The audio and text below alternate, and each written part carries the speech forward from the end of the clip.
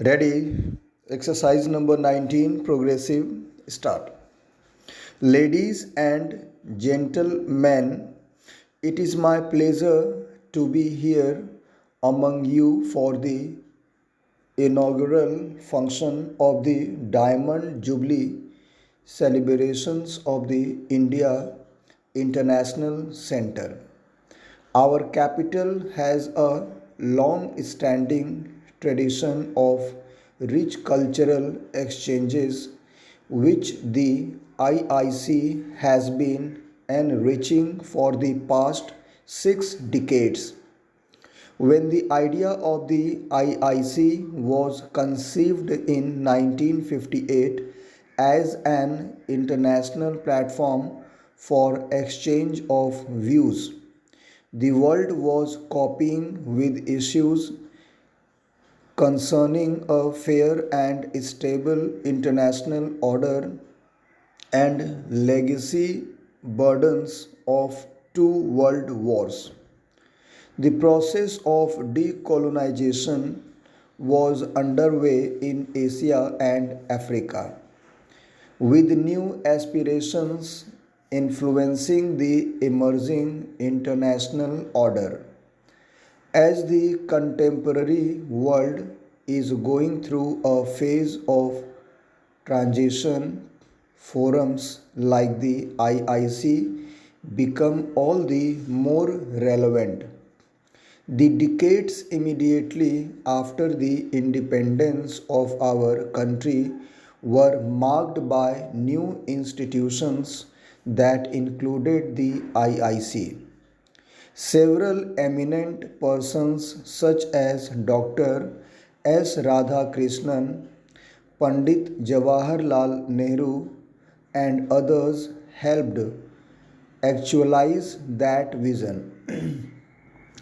Crown Prince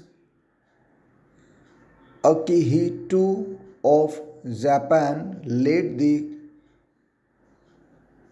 cornerstone for the building in November 1960, underlining the institution's international character. It is also a happy coincidence that the center's Diamond Jubilee and completion of 70 years of India Japan diplomatic relations are happening this year. The IIC's international character also found a beautiful expression in the design of its building. Architect Joseph Allen Stein had designed several famous buildings in the capital, but the IIC in the vicinity of Lodhi Gardens commands a unique significance. Next para. The founding of this institution was done by women and men with a vision of India's future and its role in a world of international cooperation. The IIC stands for a vision of India as a vibrant democracy where it is possible to initiate dialogue in an atmosphere of amity and understanding with national and international participation. The founders of this institution had the foresight to see what could unfold in the years to come and how the IIC could be a part of developments in a new nation and also contribute to debates globally. Such debates have kept pace with time. Since its beginning in the early 1960s, programs at the center have reflected global and national concerns and continue to create awareness and influence public opinion on relevant issues because its close contacts with prominent academic and cultural institutions. The list of speakers who have addressed audiences at the IIC is diverse and includes thinkers, activists, statesmen, and opinion makers from Pierre S. Buck to Ivan Illich in earlier times. The list also has in recent times grown to include eminent personalities such as His Holiness the Dalai Lama, Henry Kissinger, etc. Eminent names from the world of literature like Mahasweta Devi and Amitabh Ghosh also figure among many prominent speakers who addressed the audience here. Looking at these names, it is evident that the IIC has truly developed into a forum where divergent views are not only accommodated but also encouraged to enrich dialogue and discourse. I am glad to know that it was at the IIC in the little garden named Gandhi King Memorial Plaza that the late Narayan Bhai Desai narrated Gandhi Katha for a week in 2010.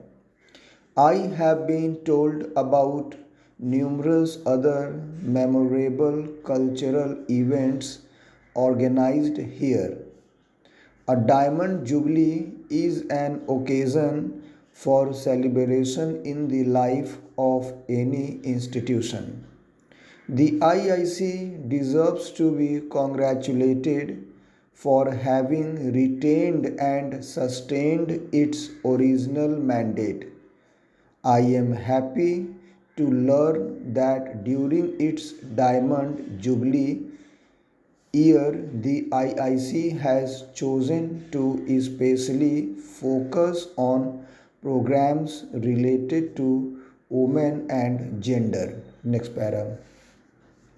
This reminds me of Kamala Devi Chattopadhyay, the great freedom fighter and social reformer who had played a key role in the making of the IIC. She was the one who laid the first stone for this building. She is known to have influenced Mahatma Gandhi to include women participants in the Salt Satyagraha. She was the pioneer among women who contested elections right after India's independence and thereby became a symbol of the struggle for women empowerment. As we celebrate the 75th anniversary of our independence with Azadi Ka Amrit Mahotsav, let us also highlight the significant achievements of women and the several legal and social initiatives that seek to bring about change. There are several examples of Indian women who, before and after independence, have shattered many glass ceilings. Let us not forget the fearless women scientists of the Mars Orbiter mission called MOM. Women were among the leading corona warriors who demonstrated extraordinary resilience and provided healing touch to save fellow citizens, often risking their own lives. Women's participation in the unorganized sector of our economy is very high. The formal economy needs to do much more to empower women workforce. Women should be encouraged to participate more in what is known as STEMM, that is science, technology, engineering, mathematics, and management. National and global economies stand to benefit from their talent and their creative ways of responding to challenges. Full stop. Thank you.